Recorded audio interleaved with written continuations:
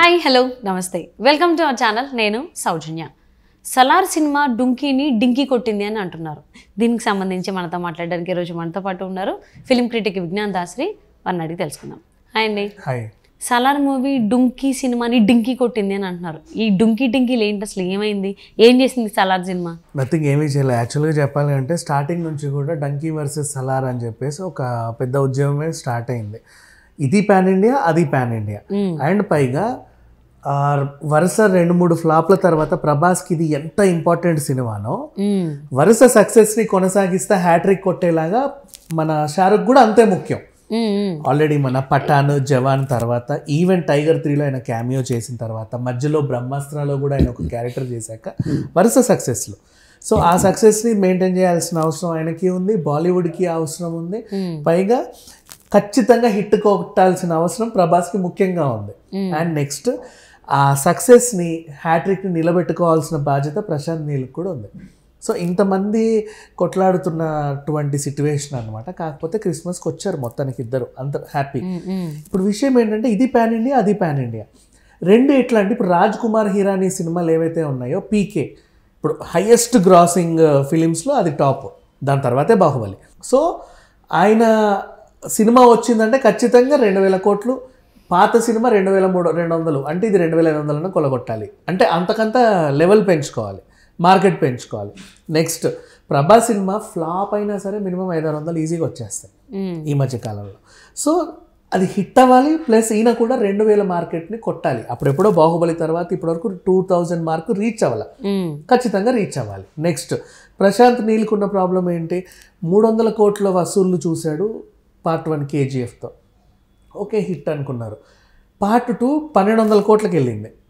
So అంత గ్రాఫ్ని next లెవెల్కి పెంచాలి, బుర్జ్ దుబాయ్ లాగా ఉండాలి అది ఆ గ్రాఫ్. దాన్ని మెయింటైన్ చేయాల్సిన అవసరం ఆయనకి ఉంది.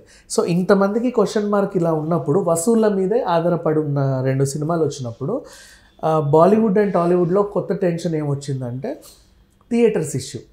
ఇప్పుడు బాలీవుడ్లో ఏంటి థియేటర్స్ ఇష్యూ, అక్కడ ఒక చిన్న ప్రాబ్లం వచ్చింది. మన పీవీఆర్, ఐనాక్స్ వీళ్ళందరూ ఏం చేశారంటే మాకు కొన్ని సమస్యలు ఉన్నాయి, అవి తీరిస్తే కానీ మేము ఈ సినిమాలు రిలీజ్ చేయనివ్వమని చెప్పేసి వాళ్ళు ఏదో గొడవ పెట్టారు. అసలే థియేటర్స్ని ఎలా పంచాలా 2 సినిమాలకి అని తనలాడుతున్నారు వీళ్ళు. వీళ్ళకి వసూలు ప్రధానమే, వీళ్ళకి వసూలు ప్రధానమే. తొలి రోజు వసూళ్ళ మీద ఆధారపడే, ఇంతకుముందు అంటే స్ట్రైట్ ఫైట్ ఇచ్చారు. ఇప్పుడు జవాన్, పఠాన్ ఇవన్నీ ఒక సినిమాగా వచ్చి హిట్ అయ్యాయి, పోటీలు లేవు. ఇక్కడ 2 పెద్ద సినిమాలు పంచాలి థియేటర్లో. హిట్ టాక్ వచ్చినా కూడా లాంగ్ రన్లో 2000 కోట్లు వసూలు చేయాలంటే 4 రోజులు కష్టపడాలి. అదే ఒక్కటే అనుకో 10 రోజులు 15 రోజులలో వీళ్ళు మార్కులు దాటేస్తారు. సో అట్లాంటి క్లిష్టమైన పరిస్థితుల్లో ఉన్నప్పుడు మొత్తానికైతే 2 తెలుగు రాష్ట్రాల్లో వాళ్ళని అయితే వీళ్ళు కన్విన్స్ చేసుకొని, వాళ్ళు అక్కడ బాలీవుడ్లో కన్విన్స్ చేసుకొని ప్రీ షోస్, ప్రీమియర్స్ ముందు రోజు and extra shows, ticket rate పెంపు, ఇవన్నీ అనుమతులు తెచ్చుకున్నారు. టికెట్ రేట్లు ఎట్లా, ఆంధ్రాలో 40 రూపాయలు ఎక్స్ట్రా, ఇక్కడ 70 రూపాయలు ఎక్స్ట్రా. మల్టీప్లెక్స్కి 100 అక్కడ 100 ఇక్కడ 100 ఎక్స్ట్రా. సో ఆంధ్రాలో సింగిల్ స్క్రీన్లో సినిమా చూడాలంటే 200 చిల్లర ఎంతో ఇవ్వాలి, మల్టీప్లెక్స్ చూడాలంటే 300 పడేయాలి.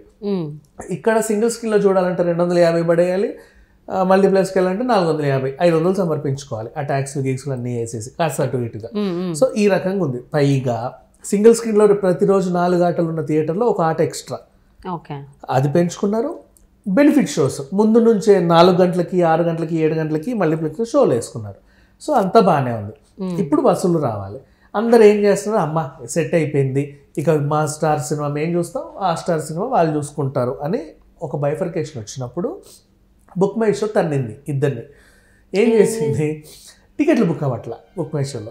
వీళ్ళిద్దరు అనుకుంటే అది వచ్చి వీళ్ళిద్దరిని తన్నింది, బుక్ అవ్వట్లా. ఇది సలారే, అది డంకీ, అది ఇంపార్టెంట్. అందరికీ కొడుతున్నాడు, అందరికీ బెనిఫిట్ షోస్ కావాలి, 4 o'clock షోస్, ఆ షోలు ఈ షోలు. ఇప్పుడు కూడా రావట్లే, క్రాష్. అంటే లాస్ట్కి బుక్ అవుతుంది, మళ్ళీ రీఫ్రెష్ వచ్చేస్తుంది. ఆ ఒక్క సీటు కోసము ఎక్కడెక్కడి నుంచో కనీసం ఒక 100 మంది పడుతున్నారు దాని మీద. ఎవరికి ఇవ్వాలి అర్థం కాక అది రీఫ్రెష్ కొట్టేస్తుంది లాస్ట్. కానీ అవి అలాగే ఉంటున్నాయి, ఫిల్ అవ్వట్లా. నెక్స్ట్ డబ్బులు కట్ అవ్వట్లేదు దానివల్ల. అది ఇంకో మేబీ మన అదృష్టం, కొంతమంది కావాలా, మరి కొంతమందికి అవ్వచ్చు కూడా. ఇప్పుడు థర్డ్ పార్టీ వచ్చి అడ్జస్ట్ పే అవి ఉంటాయి, రేజర్ పేలు, మేబీ కొన్నిసార్లు కట్ అయినా వాళ్ళకి ఎప్పుడు రీఫండ్ అవుతాయో తెలియదు. సో ఇట్లాంటి సిచ్యువేషన్ జరుగుతుంది. ఈ టైంలో బుక్ మై షోని హ్యాండింగ్ పోయింది.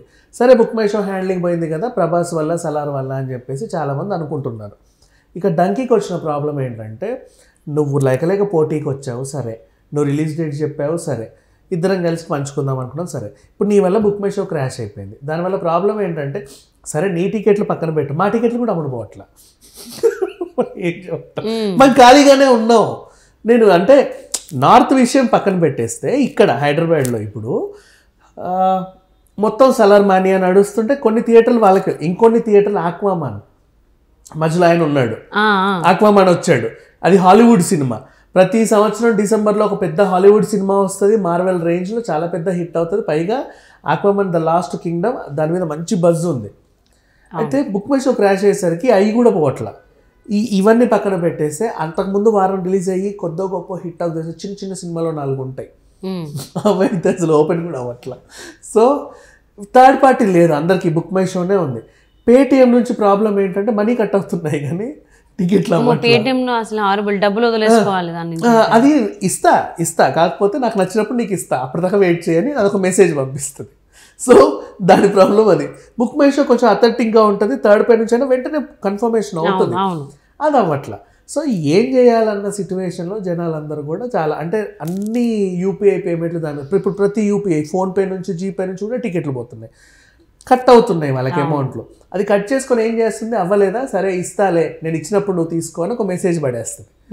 కానీ కొంతమందికి ఏంటంటే కాలేజ్ స్టూడెంట్స్ హాస్టల్లో ఉండే పిల్లలు ఉంటారు, వాళ్ళకి ఆ 1000 రూపాయలే ఉంటాయి. 500 టికెట్కి ఇచ్చి అది రాకపోతే వీడు పండక్కి ఊరే వెళ్ళలేడు, న్యూ ఇయర్ చేసుకోలేడు, ఈ డబ్బులు ఎప్పుడు వస్తాయో తెలియదు. అదొక టెన్షన్ కదా, కొత్త టెన్షన్. అంటే సినిమా చూడకపోయినా పర్లా, పోనీ సినిమా చూసినా హిట్ అయితే హిట్, ఫట్ అయితే ఫట్, ఒక సాటిస్ఫాక్షన్ ఉంటుంది. కానీ మనీ కట్ అయ్యాయి, అటు కాకుండా ఇటు కాకుండా ఎటు కాకుండా పోనీ ఇంకో టికెట్ బుక్ చేద్దామంటే ఆ ఉన్న 1000 రూపాయలు కూడా పోయాయి అనుకో, వాడికి సున్నా. తెల్లారితే ఎలా గడపాలో తెలియదు. సో ఇట్లాంటి సిచ్యువేషన్స్ని అందరూ ఫేస్ చేస్తున్నారు అనమాట. సో బుక్ మై షో వచ్చి ఏం చేస్తున్నారు, డంకీకి సలార్కి ఏం ప్రాబ్లం లేదు, కానీ సలార్ వల్ల డంకీకి, డంకీ వల్ల సలార్కి ప్రాబ్లం ఉన్నా బుక్ మై షో వచ్చి ఇద్దరిని తన్నేసింది. ఇది జరిగింది యాక్చువల్లీ. సో ఏదైనా కానీ ఒకవేళ సినిమా డంకీ సినిమా కానీ లేదంటే సలార్ సినిమా కానీ చూడాలి అనుకుంటే ఆన్లైన్లో టికెట్స్ బుక్ చేసుకోవద్దు, డైరెక్ట్ థియేటర్కి వెళ్ళి ఎవడు ఇస్తాడు, ఆన్లైన్ చేసుకోండి అంటారు, అక్కడ ఎవడు ఇస్తున్నాడు ఇవాళ. బుక్ మై షో పని చేయట్లేదని అందరికీ తెలిసిందే. కరెక్ట్, నిజంగా బాక్స్ ఆఫీస్ ఈ రోజు కూడా నడుస్తుంది, ఉన్నాయి బాక్స్ ఆఫీస్ నడిస్తే మహాప్రసాద్ ఉన్నాయి. నేను అలానే ఒక సినిమా 2 సినిమాలకి వెళ్ళాలి. సో ఇక వెళ్ళాలి బాక్స్ ఆఫీస్కి వెళ్ళి కొంచెం ముందుకెళ్ళి నెక్స్ట్ షో ఏదైనా టికెట్ ఉంటే వాళ్ళు బుక్ చేసుకుంటే అదే బెటర్. ఇప్పుడు అక్కడ లైన్స్ ఎలా ఉంటాయో వేచి చూడాలి. అంటే ఒకప్పుడు థియేటర్స్లో మనకి దగ్గరికి వెళ్ళగానే హౌస్ఫుల్ అని పేరు పెట్టేసేవాళ్ళు చూడు, ఇలాంటి సిచ్యువేషన్ని మళ్ళీ పరిచయం చేసింది సలార్ అని చెప్పుకోవచ్చు.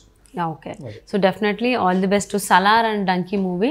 సో ఎవరు కూడా దయచేసి ఆన్లైన్లో బుక్ చేసుకోండి, ఇలాంటి ఎక్స్పీరియన్స్ అవుతున్నాయి సరికొత్తగా. కరెక్ట్ న్యూ ఇయర్ సిచ్యువేషన్ చాలామంది ఇప్పుడు క్రిస్టియన్స్ ఉంటారు, వాళ్ళ క్రిస్మస్ సిచ్యువేషన్ అభిమానులు అందరికీ ఉంటారు కదా, తెల్లారితే క్రిస్మస్ వాళ్ళకి డబ్బులన్నీ ఇందులో పోతాయి. అయ్యే క్రిస్మస్ అయిపోయాక వాడికి వచ్చి వాడు ఏం లాభం చెప్పు, వాడు పండగ చేసుకోడు. కొంతమంది న్యూ ఇయర్కి కూడా మంచి సిచ్యువేషన్ ఉంటుంది, అది 1 వీక్ తర్వాత ఇస్తే ఏ జనవరి 2వ 3వ డబ్బులు పడతాయి, వాడు ఏం చేసుకోలేడు దాన్ని. అవును, యూజ్లెస్ అయిపోతుంది, మనీ స్టక్ అయిపోతాయి అలాగా. సో అంటే డంకీ సినిమా అలాగే సలార్ సినిమా వీళ్ళిద్దరు కొట్టుకుంటే వీళ్ళిద్దరిని వచ్చి బుక్ మై షో గట్టి కొట్టింది టికెట్స్ లేకుండా. సో ఎవరైనా సినిమా చూడాలి అనుకుంటే ఇప్పుడు ఈ సిచ్యువేషన్ మనం మాట్లాడుకునే సిచ్యువేషన్ కూడా ఇంకా రిఫ్రెష్లే వస్తున్నాయి, ఇప్పుడు కూడా టికెట్లు బుక్ అవ్వట్లా. ఓకే, సో ఇన్ కేస్ ఆ 2 సినిమాలకి టికెట్స్ కావాలంటే బాక్స్ ఆఫీస్కి వెళ్ళి చూసి బెటర్. సో అంటారు కదా ఒక సామెత, తలదన్నే ఉంటే వాడు దన్నేవాడు ఇంకొకటి ఉంటాడు అని.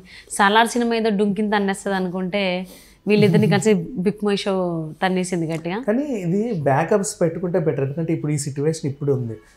నెక్స్ట్ సంక్రాంతి టైంలో ఇంకా టఫ్ ఫైట్ ఉంటుంది. సంక్రాంతి సీజన్లో హనుమాన్ ఉంది, నాసామిరా అన్నీ వచ్చేస్తాయి సినిమాలు. అప్పుడు ఇంకెప్పుడు జరిగినట్టుగా ఎప్పుడు జరగల అంటే బాహుబలి ఆహాలో జరిగింది ఒక్కసారి. ప్రభాస్ ఎపిసోడ్ అప్పుడు అన్స్టాపబుల్ ఎపిసోడ్ కి ప్రభాస్ కి ఆహా సర్వర్లు క్రాష్ అయిపోయాయి. లాస్ట్ ఎప్పుడో 12 గంటలకి నిదానంగా రిలీజ్ చేశారు వాళ్ళు. మరి ఇప్పుడు మళ్ళీ ఇదే సిచ్యువేషన్. సో మళ్ళీ ఇది కూడా ప్రభాస్ విషయంలోనే జరుగుతుంది. సో లిటరలీ ప్రభాస్ అంటే యాప్స్ ని క్రాష్ చేస్తున్నాడు అన్నమాట. అయితే ఇది రికార్డ్స్నే కాకుండా హోప్ సో ఈ సలార్ సినిమా ప్రభాస్ కి అలాగే డంకీ మూవీ షారూక్ ఖాన్ కి మంచి హిట్ ఇవ్వాలి, రికార్డ్స్ ని బ్రేక్ చేయాలని చెప్పి కోరుకుందామండి. Thank you so much for